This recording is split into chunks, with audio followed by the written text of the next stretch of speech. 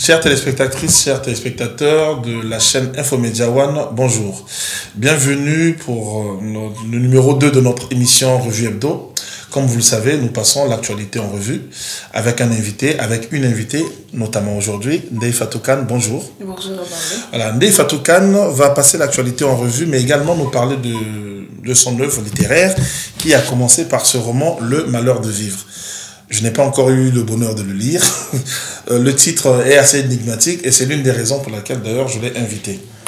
Avant de passer l'actualité en revue, avant de nous parler de ce roman, est-ce qu'on peut avoir un CV express de Ndeye Fatou Kane ? Alors déjà, je me présente pour ceux qui ne me connaissent pas. Je m'appelle Ndeye Fatou Kane, jeune Sénégalaise qui est née, a grandi à Dakar et qui s'essaie depuis peu à l'écriture avec la parution de mon premier livre, Le Malheur de vivre, aux éditions L'Harmattan il y a quelques mois. On va dire que ce livre est un peu le mix de la vie que j'ai eue au Sénégal, l'éducation que j'ai reçue, et la toute petite expérience que j'ai acquise dans l'Hexagone, raison pour laquelle... Quand vous dites toute petite expérience, combien d'années ? Mes études supérieures que j'ai faites ici, la vie que j'ai eue et tout. Et raison pour laquelle la trame du roman est inscrite entre le Dakar et le Paris des années 80. Pour un peu faire un mix entre les deux univers, établir un parallèle avec les personnages principaux qui évoluent au Fouta, au Sénégal et aussi à Paris. D'accord. En tout cas, ça promet quelque chose. On va y revenir. Parce qu'en plus, alors, je ne sais pas si ça symbolise un cœur. Un cœur brisé, en effet. Brisé en plus. Ouais. Moi, je voyais un chocolat et ça donne envie de manger. Bon, on va revenir là-dessus. Ndeye Fatou Kane vous a parlé de son roman, mais comme vous le savez, elle va passer l'actualité en revue. Elle a le courage d'aborder des sujets que nous allons lui proposer, qu'elle nous aura également proposé. Le premier sujet sur lequel on aimerait entendre Ndeye Fatou Kane, alors, nous sommes en Afrique de l'Ouest, dans un pays que vous connaissez sûrement. Mais avant de vous parler de ce sujet, j'aimerais vous poser une question. Est-ce que vous vous souvenez de là où vous étiez le jeudi 15 octobre 1987 ? J'avais 1 an. Enfin, ou 9 mois. 9 mois Ouais, 9 mois. Et vous vous souvenez où vous étiez ou pas ? Chez moi, je pense au Sénégal, D'accord. à Dakar. Vous savez ce qui s'est passé ce jour-là ? Oui, Thomas Sankara a été assassiné. Bon, d'accord. Puisqu'on parle de Thomas Sankara, vous savez que Blaise Compaoré a chuté, il a été balayé par la rue. Et aujourd'hui, qu'est-ce que ça vous inspire ? Beaucoup de fierté, notamment quand j'ai vu les images de la révolution qui a eu lieu en novembre. Et que Blaise Compaoré a été plutôt hors du pouvoir après 27 années de dictature, et je pèse mes mots, de dictature. Et je suis fière de ce peuple burkinabé qui s'est soulevé comme un seul homme, qui en a eu assez d'être gouverné par un homme et sa famille, qui non seulement leur a appris le plus grand leader africain, Thomas Sankara. Ça, je l'assume, le plus grand leader africain. Je n'ai rien dit. Et qui était son frère d'armes, son numéro 1. Donc, je suis fière de ce peuple-là. Et il est temps que la famille de Sankara retrouve la justice, parce que le collectif Justice pour Sankara se bat depuis tant d'années pour que justice soit faite, pour que non seulement on exhume le corps qui est enterré dans ce cercle-là, et qu'on prouve est-ce que c'est Sankara, et que ces assassins, parce qu'on dit qu'il est mort de mort naturelle, mais ce n'est pas vrai, que ces assassins payent pour ce crime-là et que justice soit faite. Non, mais quand vous dites que ces assassins payent pour ce crime, la réalité aujourd'hui, c'est que M. Blaise Compaoré est hors du Burkina Faso. Concrètement, comment les choses pourraient se passer pour que justice soit faite ? Qu'il retourne au Burkina, parce que déjà la révolution a été faite, ça c'est un pas en avant. Mais pour que justice puisse être faite, il faut que Blaise Compaoré retourne au Burkina. Il ne retournera pas. Mais peut-être c'est utopique ce que je dis, mais c'est un souffle qui est partagé par plein de Burkinabés. Qu'il retourne dans son pays, qu'il soit jugé et qu'il paye pour ses crimes. Il y a Thomas Sankara, mais il y a aussi un autre, Norbert Zongo, qui est l'une des plus grandes pertes que le Burkina ait connues. On connaît avec son journal indépendant, avec son pseudonyme Henri Zegbo, qui fustigeait le pouvoir, qui tirait à bout portant, et on connaît la fin triste qu'il a eue. Donc il faut que Blaise Compaoré paye pour ces crimes-là. Alors, quand vous parlez Norbert Zongo, moi je pense à François Compaoré, le petit frère de Blaise Compaoré. Ouais. Visiblement, c'est lui qui est à l'origine de cet assassinat. François Compaoré aussi a fui le Burkina Faso. Il se promène quelque part. Mais la question est la même. Quand vous dites justice, mais comment faire ? Il a fui. Parce que c'est un peu trop facile, je me dis, d'avoir saigné un pays pendant presque 30 ans, d'être dans un exil doré. et qu'on ne soit pas menacé. Il est vrai que le Burkina est en train de se reconstruire, ce qui est très, très, très bien. Mais c'est facile d'avoir signé un pays et de partir avec armes et bagages et d'être dans un exil doré. Il faut qu'il paye pour ces crimes-là et que justice soit faite et que les Burkinabés puissent réellement vivre en paix. Parce que Norbert Zongo, c'est aussi une grande perte. Il a enquêté sur le meurtre du chauffeur de François Compaoré. Tout à fait. Et il a été retrouvé calciné dans sa voiture. Donc ça, je me dis aussi que c'est pas normal. Oui, encore une fois, je vous dirais, je suis d'accord avec vous, mais comment on fait pour les attraper, ces deux-là? On les extradite à leur pays, tout simplement. L'extradition, voilà, je ne sais pas, on verra bien comment les choses vont se passer. Et est-ce qu'aujourd'hui, vous êtes optimiste ou pessimiste, bien que Compaoré ait chuté pour le Burkina Faso pour la suite, pour l'année à venir, pour les 2-3 ans? Est-ce que vous êtes optimiste ou pessimiste? On va dire, mon avis est partagé. C'est-à-dire? Parce qu'on a vu les guerres de pouvoir qu'il y a eu après la chute de Blaise Compaoré. Plein de présidents sont déclarés, on a du mal à mettre en place la transition. Et il ne faut pas que la chute de Blaise Compaoré soit récupérée par certains politiques qui veulent se redorer leur blason. Il a été destitué, ça c'est un fait, mais le deuxième palier, avant même qu'il paye pour ses crimes, c'est la reconstruction du pays, qu'on mette en place un gouvernement de transition et qu'après on puisse explorer d'autres chantiers. Vous savez, Ndeye Fatou Kane, l'Afrique, les gouvernements de transition, on en a connu à foison. J'avoue. Et qu'après, c'est un total fouillis, on ne sait plus qui est qui fait quoi. Bon, d'accord. Alors, Ndeye Fatou Kane vient du Sénégal, elle a parlé de Dakar, elle parle du Fouta. Il s'est tenu il y a quelques semaines le sommet de l'Organisation internationale de la francophonie à Dakar. Ouais. Quel regard Ndeye Fatou Kane porte sur ce sommet? C'est vrai que Dakar a accueilli le sommet de la francophonie les 29, je pense, et 30 novembre dernier. C'est bien, parce que pendant quelques jours, Dakar a été au devant de la scène, ce qui n'est pas trop mal, du point de vue diplomatique. Un peu de pub. Voilà. Mais pour la francophonie, j'ai quelques appréhensions. Parce que quand on interroge les Sénégalais sur la réelle portée de la francophonie, notamment les jeunes, ils ne savent pas les missions de la francophonie, ils ne savent pas ce que fait la francophonie pour eux. Un Sénégalais a été à la tête de la francophonie durant 12 ans, et là, il est en train de passer la main. Et la francophonie s'est quelque peu muée en organisation politique parce qu'on a vu l'interventionnisme du président Diouf sur les affaires touchant d'autres pays d'Afrique. Mais il faut que la francophonie recouvre sa mission première, à savoir être une organisation culturelle, éducative pour les pays ayant le français en partage. Alors, on parlait culturel, et au début, vous avez dit les jeunes, ils ne savent pas. Mais peut-être que ces jeunes pourraient être beaucoup plus intéressés ou impliqués si c'était... Si on les intègre. Alors, si on les intègre, ou bien si on les amène sur un terrain où ils sont plus à l'aise, le Wolof notamment. Il est vrai que la question des langues nationales est très débattue. Mais moi, mon avis est partagé sur cette question-là. Le français, on l'a hérité de la colonisation. On fait avec. Notre langue officielle est le français, on apprend le français à l'école, mais on ne peut pas abandonner le français totalement, contrairement à l'avis que beaucoup partagent. On pourrait intégrer les langues nationales, mais lesquelles? Parce que si on intègre le Wolof, on voudra intégrer le Peul, le Djola, on ne s'en sortira pas. On pourrait intégrer quelques langues qu'on pourrait apprendre dès le préscolaire et étudier avec, et les combiner avec le français. Tous les Sénégalais parlent Wolof quasiment. Oui, le Wolof, c'est le dialecte le plus parlé. Ça ne devrait pas poser de problème que tout le monde s'imprègne de cette langue et qu'on écrive cette langue, que ça soit la langue de l'administration, puisque tous les Sénégalais parlent Wolof. Ça ne devrait poser aucun problème. Mais le français, on peut pas totalement l'exclure parce que voilà, on parle français, on fait tout en français. Est-il question d'exclure forcément le français? Parce qu'il y en a qui pensent qu'il faut exclure le français et faire tout en Wolof, mais ça, ce n'est pas possible. Donc, on va dire un cheminement avec le Wolof et le français, ça, on pourrait le faire.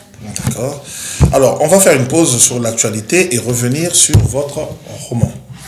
Pourquoi ce titre? Déjà, pourquoi le titre? Parce que c'est l'interrogation que je reçois tout le temps. Oui.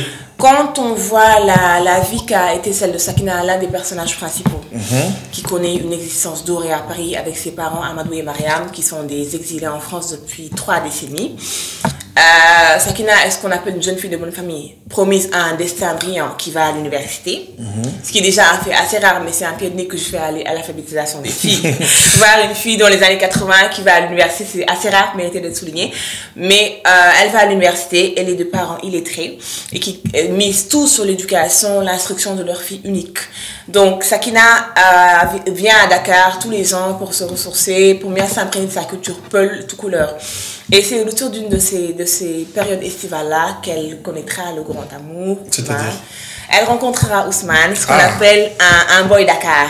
C'est-à-dire? Un boy town, un jeune qui est in, à la page, qui sort dans les dancing, qui est au fait de la jet set dakaroise, qui va la traverser, parce que dès le moment où il saura que Sakina vient de la France, Paris, la ville dont il rêve, il fera tout pour la séduire. Donc la trame est construite autour de cette histoire d'amour-là. Mais il n'est pas question que d'amour dans ce livre. Ce n'est pas un roman à l'eau de rose. Donc j'y parle d'africanité, de modernité, mais aussi j'ai voulu rendre hommage à des hommes qui sont pour moi des références, tels que Thomas Sankara, Mamadou Dia ou encore Omar Blondin Diop, en leur donnant des noms d'édifices comme l'aérogare Omar Blondin Diop. On fait une petite pause à ce niveau. Vous avez cité Sankara, Mamadou Dia. Qui est Mamadou Dia? Mamadou Dia est le premier président du Conseil du Sénégal indépendant. C'est l'équivalent du Premier ministre maintenant. Donc c'est lui qui concentrait la plus grande partie du pouvoir dans le Sénégal indépendant. Vous parlez de lui. Oui. Si vous lui rendez hommage, je doute que vous rendiez hommage à Senghor, qui a été son adversaire à un moment donné. J'y venais. Et Mamadou Dia a été tristement célèbre quand on voit la tentative de coup d'État dont il a été accusé et il a été ensuite emprisonné à Kédougou. Donc Senghor, on ne peut pas aimer Mamadou Dia, c'est mon âme, la vie, il n'engage que moi. On ne peut pas aimer Mamadou Dia, le défendre et aimer Senghor, parce qu'il y a un antagonisme entre les deux. Autant Mamadou Dia était un Sénégalais pur souche, un ardent défenseur du Sénégal, autant Senghor était pour moi quelqu'un qui était à la solde de la France. Et je l'assume. Non, mais vous avez le droit de l'assumer, ce qui est une bonne chose. Vous avez parlé tout à l'heure de la francophonie, forcément on fait le lien. Senghor, c'est l'un des plus ardents défenseurs de la francophonie. Et c'est lui qui a porté sur les ponts baptismaux l'OIF. Voilà, et donc tant que l'OIF sera en place, vous allez retrouver les Senghoriens, les Senghoristes face à vous. J'avoue. Vous avez donc parlé d'Omar Blondin Diop. Oui. Qui est-il? Omar Blondin Diop est un ancien étudiant de la période Senghor qui s'est distingué par la levée de bouclier qu'il faisait tout le temps. Il critiquait le régime Senghor et qui a été ensuite déporté dans d'une geôle à Gorée et qui a été assassiné, bien qu'on veut nous faire croire le contraire. Vous êtes partisan de la version qui voudrait que Omar Blondin Diop ait été assassiné. Parce qu'il dérangeait. Et la réouverture du dossier, puisqu'on parlait de Norbert Zongo et de Sankara. Il y a un an, on a fêté pour la première fois les 40 ans de sa mort. Ce qui n'est pas rien. Mais attendre 40 ans après, que tous les protagonistes soient déjà plus de ce monde, pour parler de réouverture du dossier, de réhabilitation dans son propre pays, c'est un petit peu grotesque. Mais pourquoi pas? Et situer les responsabilités. Parce qu'Omar Blondin Diop, il y a longtemps, personne comme moi, j'ai connu son histoire il y a 5 ans. On a étouffé ça, on ne voulait pas que les gens connaissent ce qu'il a fait, etc. Mais on verra. On verra comme vous dites. Signalons au passage qu'il est le frère aîné de Diallo Diop, qui a repris le combat politique depuis pas mal d'années. Une figure éminente de la scène politique et médicale sénégalaise.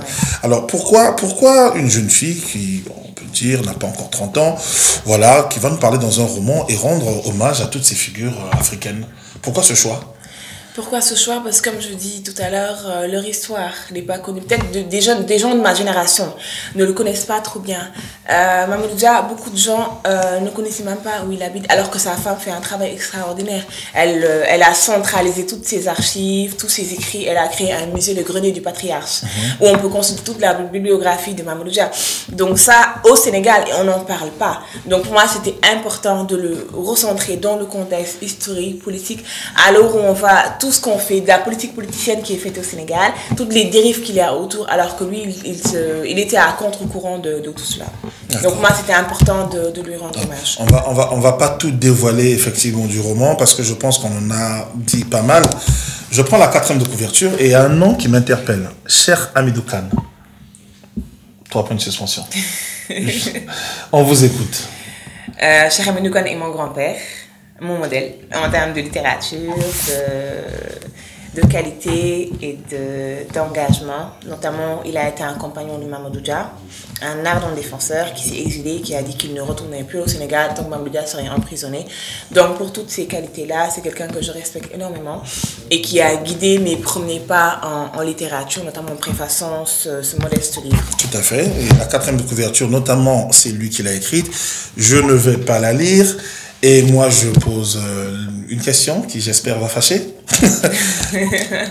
Au-delà, effectivement, que vous soyez sa petite fille, au-delà du fait qu'il a apprécié le roman, une petite critique, une seule qui vous a faite. Une critique. Une seule. Avant la publication. Il n'a pas fait de critique. En fait, avant la publication, oui, parce qu'il a fallu que je retravaille le livre. Justement, une critique. Quand il a lu le résumé, il m'a dit, on va tous, je vais lire. Et il m'a dit de retravailler certains points et d'en laisser tomber d'autres. Retravailler certains points, c'est une chose, mais moi, je vois pas de critique. Il n'a pas de critiqué du tout. Peut-être qu'il n'a pas été très objectif. C'est ça. Quand tenir le livre de sa propre petite fille, c'est un peu compliqué. Et comment, au-delà de... Enfin, à part cher Hamidou Kane, pardon, comment le reste de la famille a accueilli ce bébé? Les frères, si vous en avez, des sœurs Oui, ils ont été fiers, je pense. Enfin, c'est ce qu'ils m'ont dit. Ils ont été fiers que... Ils ont tous été honnêtes, quoi. Ils ont été honnêtes, ouais. Que j'ose écrire, que je commence une carrière littéraire qui, j'espère, portera ses fruits. Et ils m'ont encouragé à continuer sur cette voie, ô combien difficile qu'est l'écriture. Est-ce qu'on trouve ce livre à Dakar? Oui, dans toutes les bonnes librairies. à quel prix? 12 500. Bon, j'espère que c'est à la portée de... Je l'espère aussi. Nous l'espérons. Nous revenons sur l'actualité. Alors, nous sommes le 7 janvier. L'émission est enregistrée le 7 janvier. Et il y a une tradition, vers la fin de l'année, la première semaine, c'est les discours des chefs d'État, les cérémonies de vœux. Et là, Ndeye Fatou Kane, quel regard elle porte? Tous nos présidents se sont exprimés là-dessus. Et pour tout vous dire, moi, j'en ai écouté quelques-uns. Et donc, qu'est-ce que vous en pensez de façon générale? Un exercice, on va dire, quelque peu inutile. Parce que si c'est pour rappeler les promesses qu'ils ont faites lors de leur campagne électorale, c'est un peu la même impression que j'ai. Parce que j'ai regardé l'adresse à la nation de notre président Macky Sall, qui a, au lieu de faire un bilan à mi-parcours... En quelle langue, l'adresse à la nation? En français. Bien, bon, bravo à lui, c'est bien. Il a réitéré des promesses qui n'engageront que ceux qui y croiront. Donc pour moi, c'est un exercice qui ne sert à rien, honnêtement. Rien du tout. Bon, on pourrait le supprimer, ça ne vous posera aucun problème. Pas du tout. Présenter ses vœux et s'y arrêter. Mais vouloir faire de la récupération en insérant la politique, je ne suis pas trop pour. Bon, c'est un regard qui est tranchant. Voilà, ça a le mérite de la clarté. Et toujours, je reviens un peu sur les vœux. Alors, vous avez dit qu'il a fait en français. Et tout à l'heure, nous avons évoqué ces grandes figures, Sankara, Dia et Omar Blondin Diop. Et nous avons parlé de Diallo Diop. Et Diallo Diop nous a dit un jour que lorsqu'un homme politique sénégalais s'exprime en français, il exclut de facto, alors c'est de 75 à 85% le reste de la population sénégalaise parce qu'il n'a pas accès au français. Ils ne comprennent pas français. Voilà. Comment, à votre avis, on peut expliquer que tout le monde le sait, mais la majorité de la population... Voilà. Mais pourquoi? Complexe, on est des francophiles, je ne saurais le dire, mais on pourrait faire deux parties. Une partie en français, une partie en wolof, pour que le reste de la population comprenne la vision du président, si j'ose dire. Et puisque tout le monde parle et comprend le wolof, autant faire les vœux en wolof. Oui, pourquoi pas. Ça serait plus simple. On gagnerait du temps, on ferait des économies d'argent. Non seulement on gagnerait du temps, économies d'argent, mais on étendrait son message au reste de la population sénégalaise. D'accord. Sur la télévision, c'est pour tout le monde. Alors, si je vous dis UCAD, qu'est-ce que ça vous inspire? Vous avez mis les pieds là-bas en tant qu'étudiante ou pas? Vous êtes venue directement? Non, pas en tant qu'étudiante, mais j'allais souvent à la bibliothèque. D'accord. Et peut-être que vous le savez, mais à l'université Cheikh Anta Diop, aucun des travaux, aucune œuvre de Cheikh Anta Diop n'est enseignée. Dans le domaine de la linguistique, dans le domaine des sciences dites dures, donc la physique, etc., rien du tout. Et qu'est-ce que ça vous inspire? Une honte. C'est une honte parce qu'on va Une honte pour qui? Pour nous Sénégalais, d'abord. D'accord. Parce que l'université porte le nom de Cheikh Anta Diop. Et l'université Cheikh Anta Diop était une référence en termes d'enseignement supérieur. Parce que beaucoup d'Africains y venaient, notamment la faculté de médecine qui était une très bonne faculté. Et on a vu depuis quelques années la crise qu'il y a au niveau de l'éducation sénégalaise, au niveau de cette université-là. Quand vous dites crise, une crise parce que les profs font des grèves à tout bout de champ pour réclamer leur solde. Les étudiants veulent leur bourse et on voit tout le temps des risques qu'il y a entre les forces de l'ordre et les étudiants. Des grèves, on fait 11 mois de grève sur 12, donc là, il n'y a pas de place. Il n'y a pas de place pour les cours. Et pour revenir à la question de Cheikh Anta Diop, je pense qu'il aurait eu honte de voir un établissement qui porte son nom, qui est quelque peu récupéré par les politiques, parce qu'à chaque fois qu'il y a une grève, les étudiants sont reçus par les politiques, l'opposition, et tout le monde essaie de récupérer leurs prérogatives. J'hallucine, quand j'entends 11 mois de il y a tout le temps des grèves, ils n'ont pas une année académique normale. Et que valent les diplômes dans ce cas de figure? Les diplômes, les étudiants sont en train de cartoucher et reprennent leur année, ou bien ils vont dans le privé, reprendre leur année, ou encore ils vont cartoucher, ils vont dans le privé, parce que tout le monde n'a pas les moyens d'aller dans le privé, parce qu'on voit des Sénégalais qui viennent de Cap-Fatigue, de Diourbel, d'autres régions du Sénégal et qui viennent étudier à Dakar, donc ils espèrent leur bourse pour pouvoir étudier, être dans les bonnes conditions, mais ce qui s'y passe, moi ce que j'ai vu, c'est vraiment inadmissible. Des amphis qui sont bondés, des résidences où ils s'entassent à 10, il y a un trafic, des gens qui passent 10 ans à l'université, ils ne veulent pas partir parce qu'ils vivent de leur bourse, donc tout ça c'est... Je ne devrais pas en rire. C'est anormal. Quand vous dites 10 dans une chambre? Oui, parce que les résidences, il y a vraiment c'est un total fouillis. On ne sait pas qui n'y est pas, qui étudie.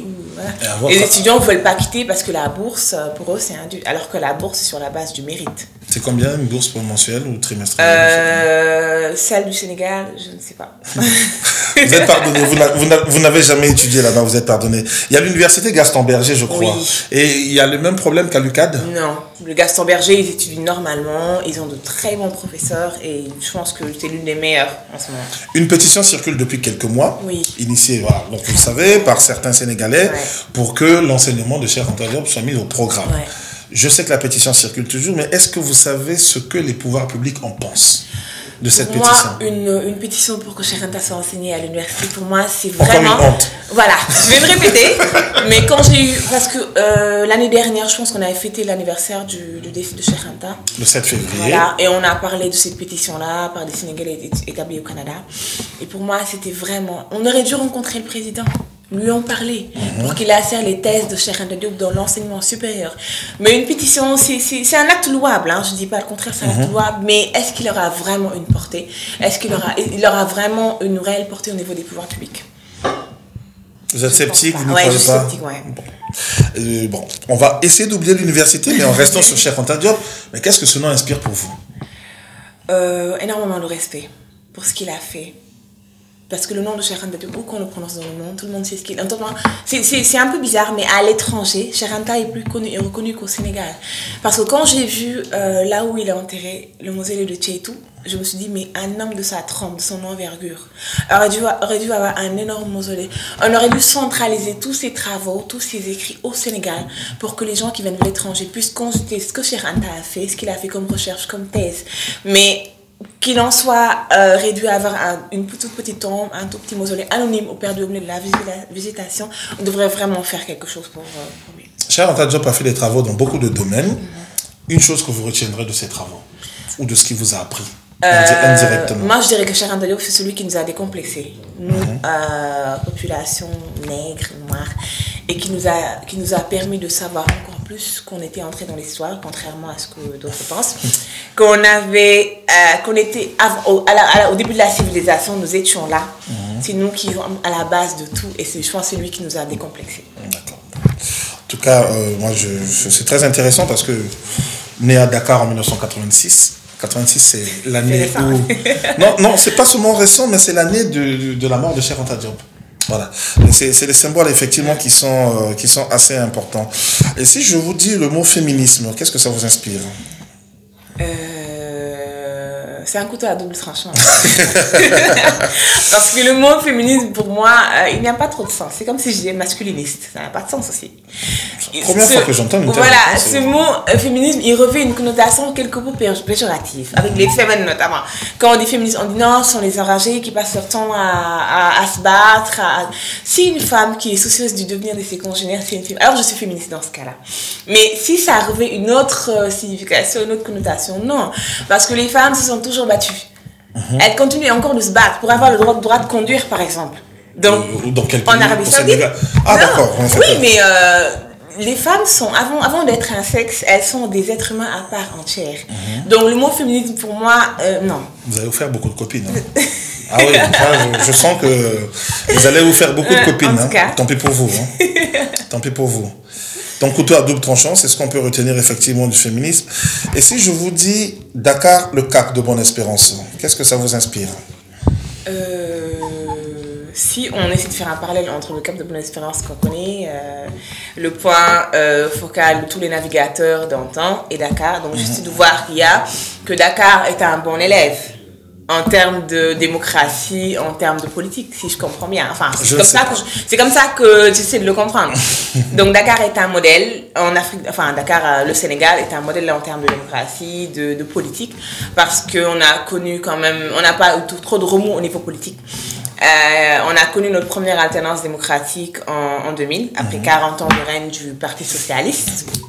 Et Abdoulaye Wade, avec sa fameuse formule SOPI, à savoir le changement, a suscité vraiment beaucoup d'engouement, beaucoup d'enthousiasme et aussi beaucoup d'espoir de la part des Sénégalais, notamment les jeunes, à qui il a promis des emplois, des emplois.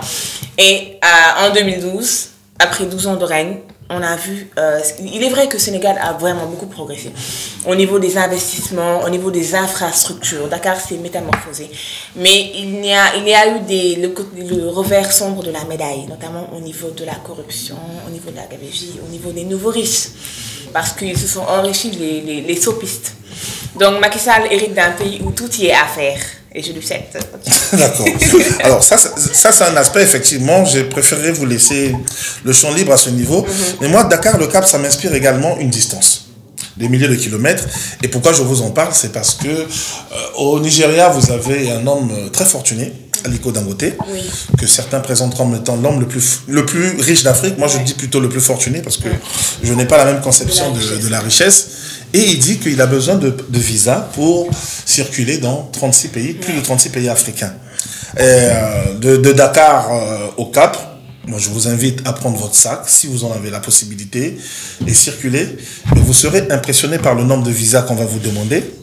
Et si vous voulez prendre l'avion, vous serez également impressionné par les tarifs des billets, ainsi de suite. Donc, tout cet aspect des choses. Vous êtes africaine, hein, sénégalaise d'origine, et voilà, le Cap de Bonne-Espérance, c'est l'Afrique du Sud. Qu'est-ce que ça peut vous inspirer, toutes ces difficultés? Parce qu'on parle tous les jours d'intégration.